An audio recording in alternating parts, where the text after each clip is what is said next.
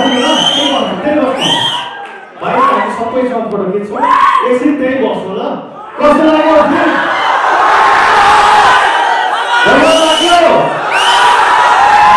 मातृभूमिको लागि यो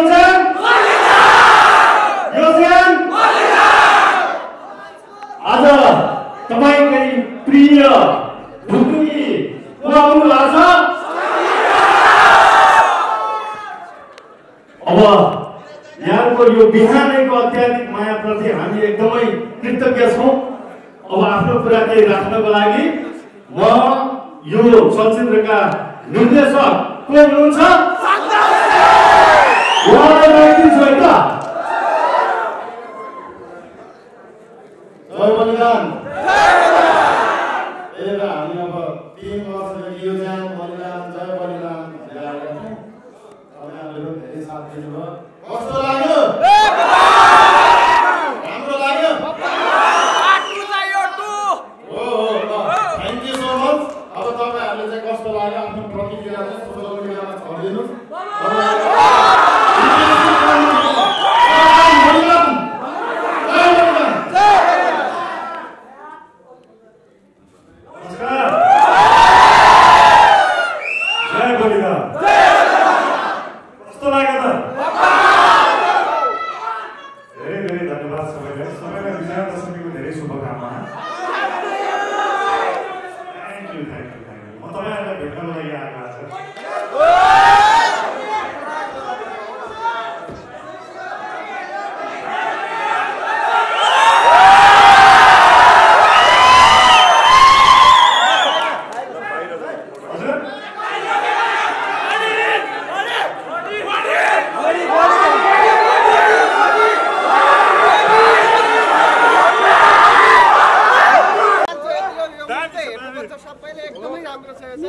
सबैले एकदम एकचोटि टाइम मिलाएर दसैँको टाइममा सबैले एकचोटि हेरिदिनु होला। एकदम राम्रो छ, सुपर हिट हुन्छ।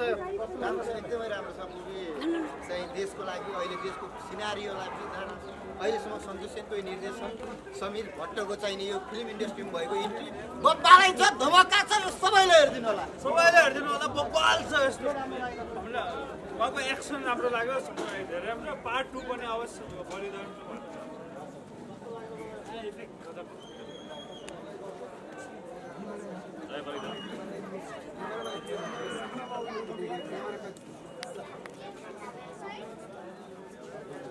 फिल्मको मोबाइल छ। अब साउथ फिल्म हेर्नु पर्दैन, नेपालीले हेर्नुपर्छ सबैले। एकदम एक्टिङ राम्रो छ, सजिलो भन्दा राम्रो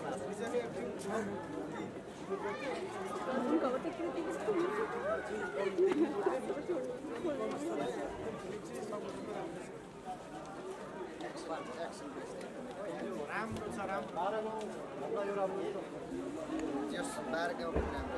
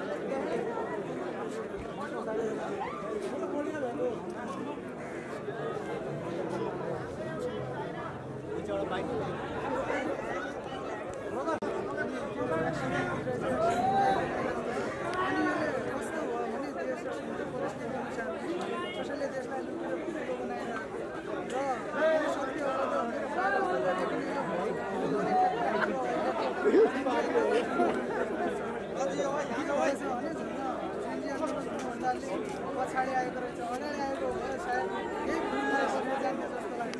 एकदमै राम्रो छ। समीर भट्टराईको एक्सन राम्रो छ, एकदम आफ्नो गाउँभन्दा उच्चको एक्सन सिराज भट्टभन्दा पनि राम्रो एक्सन भएको सबैजनाले एकदमै राम्रो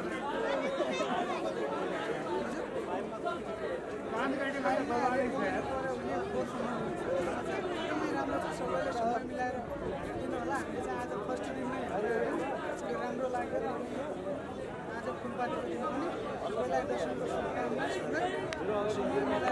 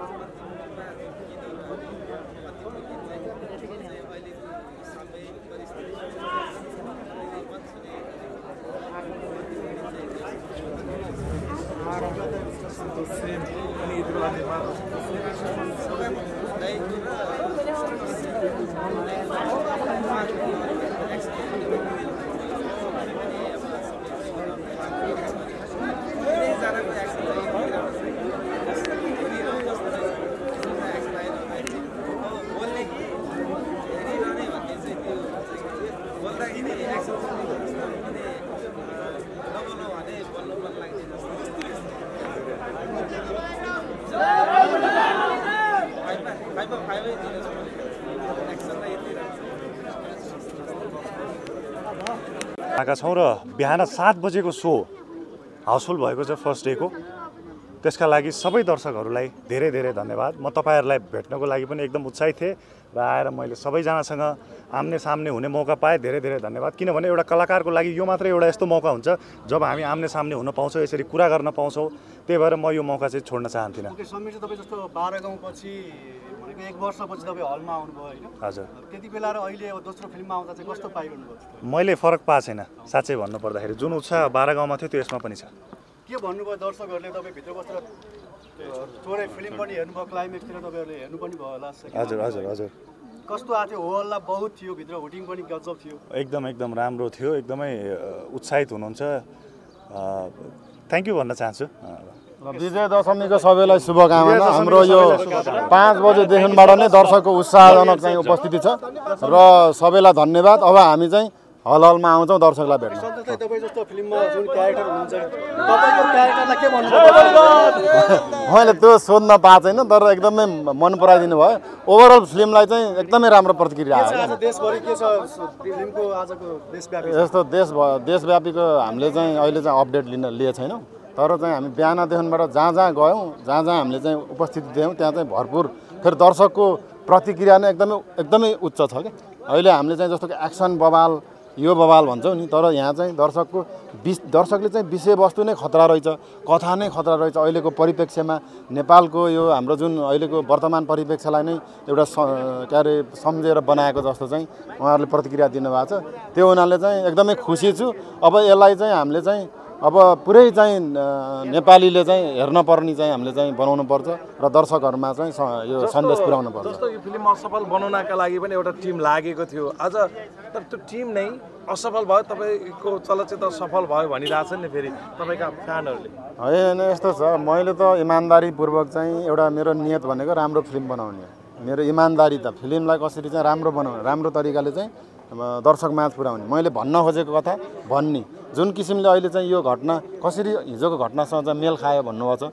यो घटना मेल खाने भनेको हिजो यस्तो घटनाहरू हिजो, आज र भोलि यहाँ वहाँ जहाँ पनि घट्न सक्छ क्या यस्तो घटनाहरू, र भोलि पनि घट्न सक्छ, पर्सि पनि घट्न सक्छ। त्यही भएर हामी चाहिँ हरेक टोल बस्ती समुदायबाट चाहिँ हामी आवाज उठाउनुपर्छ र हामीले चाहिँ यस्ता कुटिलहरूको चाहिँ विरुद्धमा चाहिँ हामीले चाहिँ के अरे सडकमा जुन तरिकाले हामीले आवाज उठाउनुपर्छ। त्यसकै लागि चाहिँ मैले एउटा प्रश्न सोधिहालेँ। अब तपाईँ प्रायः सबै हलमा चाहिँ यति धेरै दर्शक पाइरहँदाखेरि होइन, दर्शकको प्रतिक्रियामा बढी के कुराले चाहिँ उत्साहित हुनुभयो? होइन, सबै चाहिँ एकदमै चाहिँ फिल्मको कथावस्तुबाट नै एकदमै भावुक हुनुभयो। एक्सन चाहिँ अब यो साउथ लेभलको एक्सन भन्नुभयो होइन, त्यो एक्सन भन्दा पनि हामीले गरेको प्रस्तुति र कथालाई चाहिँ बढी रुचाउनु भयो जस्तो लाग्यो। अब सोसल मिडियामा अब दर्शकहरूले चाहिँ हेरिसकेको प्रतिक्रिया चाहिँ आइहाल्छ, त्यसपछि चाहिँ हामीले चाहिँ अब त्यहाँबाट चाहिँ थाहा पाइहाल्छौँ। ल, नमस्ते सबैलाई, विजय दशमीको शुभकामना। Thank you.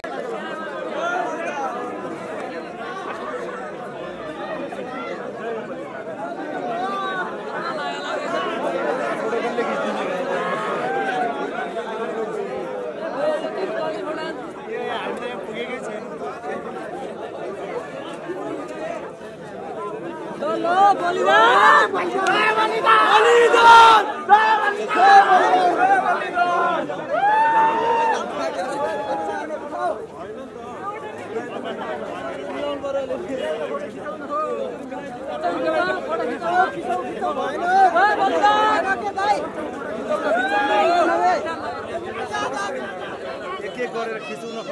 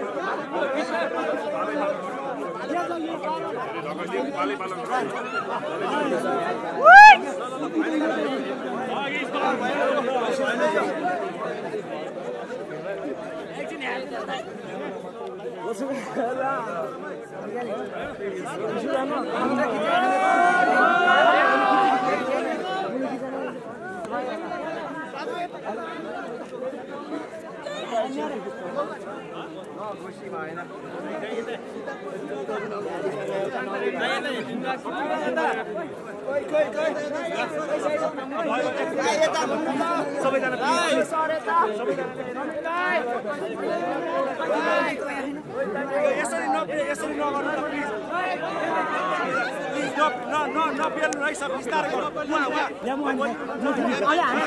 सबै सबै यो यसरी नखेल्नु न प्लिज प्लिज प्लिज नखेल्नु है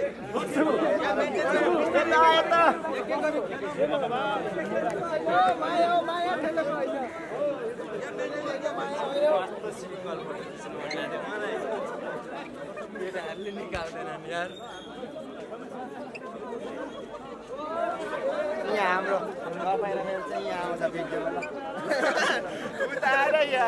कस्तो लाग्यो तपाईँहरूलाई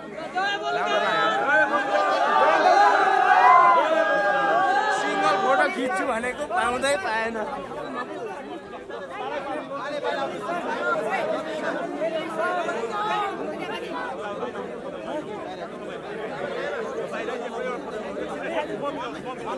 One by one.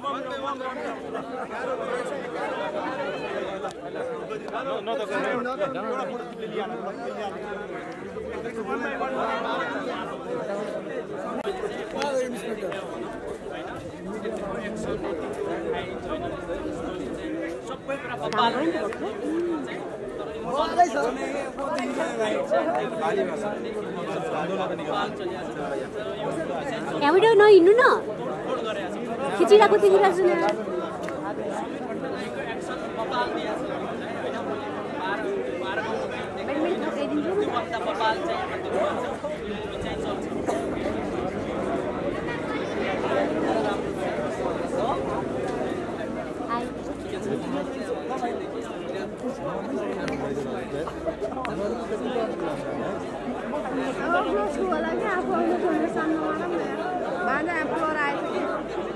पछाडिको फोकस भएछ अगाडिको मान्छेको